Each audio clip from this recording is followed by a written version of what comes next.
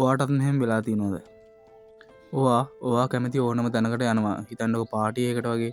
ඒ යද්දි එතන ඉන්න මිනිස්සු වගේක් ඔයාව බලෙන් රණ්ඩුවකට ඇදලා ගන්නවා. ඉතින් ඒගොල්ලෝ ඔයාට හොඳටම ගහනවා. ඉතින් ඔයා ඒ ඔක්කොම ඉවසගෙන ඉඳලා පස්සේ යාලා නැති දැන දුක් වෙනවා. එහෙම හිතලා ඔයා වෙන පාටියකට යනවා. ඉතින් ඒ යද්දිත් අර වැඩේ ආයෙ වෙනවා. ඉතින් ඔයා ගෙදර ඇවිල්ලා ආයෙ හිතන්න ගන්නවා මම්මා කාලකන්නියෙක්, මම්මා වැඩ කරන්නේ නැති මිනිහෙක්, මම්මා බය ගුල්ලෙක්. ඉතින් එහෙම කියලා ඔයාටම දොස් කියා ගන්නවා. ඉතින් මේ පුරුදු ඔක්කොම අවොයිඩ් කරලා පිරිමියෙක් විදිහට ශක්තිමත් වෙන හැටි තමයි අද අපි වීඩියෝ එකෙන් කතා කරන්නේ. ඉතින් මම ඒක ඔයාලට ස්ටෙප් 5කින් කියලා දෙන්නම්. ඉතින් අපි යමු පළවෙනි ස්ටෙප් එකට. ඉතින් පළවෙනි ස්ටෙප් එක තමයි ඔයාගේ ජීවිතේ පාලනය ඔයාගේ අතට ගන්න එක. මේක මම මෙහෙම කියන්නම්. හිතන්නකෝ ඔයාට කැමති දෙයක් කන්න හදනවා.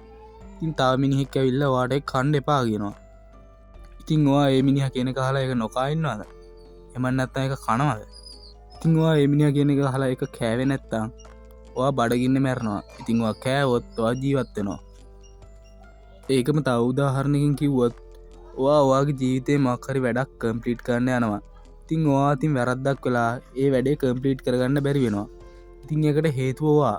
වෙන කවුරුත් නෙමෙයි, ගෙදර කට්ටිය නෙමෙයි, ළඟ හිටපු එක්කෙනා නෙමෙයි. ඒකට හේතුව ඔයා.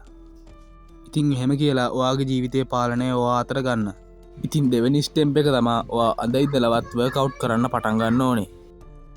උදාහරණයක් විදිහට ඔයා ගොඩක් කෙට්ටු කෙනෙක් නම් ඔයා ජිම් එකට ගිහලා මසල් ටිකක් බිල්ඩ් කරගන්න. එහෙමත් නැත්නම් ඔයා ගොඩක් මහත කෙනෙක් නම් ජිම් එකට ගිහලා ෆැට් ලොස් කරලා හොඳ ඊස්තටික් බොඩි එකක් හදාගන්න. මේකෙන් ඔයාගේ ජීවිතේ ගොඩක් ඉම්ප්‍රූව් වෙනවා. මොකද ජිම් එකට ගිහලා එක්සර්සයිස් කරනවා කියන්නේ අපේ බොඩි එකේ නැචරලිම ටෙස්ටෝස්ටෙරෝන් ප්‍රොඩක්ෂන් එක වැඩි වෙනවා. ඉතින් ඒකින්ද ඔයාගේ ජීවිතේ සෑහෙන්න ඉම්ප්‍රූව් වෙනවා. ඉතින් තුන්වෙනි ටිප් එක තමයි ඔයා ෆයිනෑන්ෂියලි ගුඩ් වෙන එක. ඒ කියන්නේ මොකද්ද? ඒ කියන්නේ ඔයා හොඳට සල්ලි හම්බ කරන එක. ඉතින් සල්ලි අය අපේ ජීවිතේට වැදගත් වෙන්නේ. උදාහරණයක් විදිහට ඔයාට ඔයාගේ ගෙදර කට්ටියට සලකන්න වෙන්න පුළුවන්. නැත්නම් හොඳ ලක්ෂරි ලයිෆ් එකක් ගත කරන්න වෙන්න පුළුවන්. නැත්නම් හොඳ වාහනයක් ගන්න වෙන්න පුළුවන්. ඔයාගේ ජීවිතේ එන්ජොයි කරන්න වෙන්න පුළුවන්. හැම දෙයකටම සල්ලි ඕනේ. ඉතින් මහන්සි වෙලා සල්ලි හොයන්න. එහෙනම් අපි යන් හතරවෙනි ටිප් එකට. ඉතින් හතරවෙනි එක තමයි ඔයා කම්බැක් ස්පෝර්ට් එකක් පුරුදු වෙන එක. මේක අපේ ජීවිතේට හැම අතකින්ම බලපානවා. හිතන්නකෝ ඔයා ගර්ල්ෆ්‍රෙන්ඩ් එක්ක කොහේ හරි යනවා කියලා. එතකොට මිනිස්සු කට්ටියක් ඇවිල්ලා ඔයාට ගහන්න ගත්තොත් ඔයා යාළුවා ටේක් කෙයාර් කරන්න ඕනේ. ඒකින්ද ෆයිටින් ඉගෙන ගන්න. එහෙනම් අපි යන් පස්වෙනි ටිප් එකට. ඒ මොකද්ද? බොඩි ලැන්ග්වේජ් ඉගෙන ගන්න එක.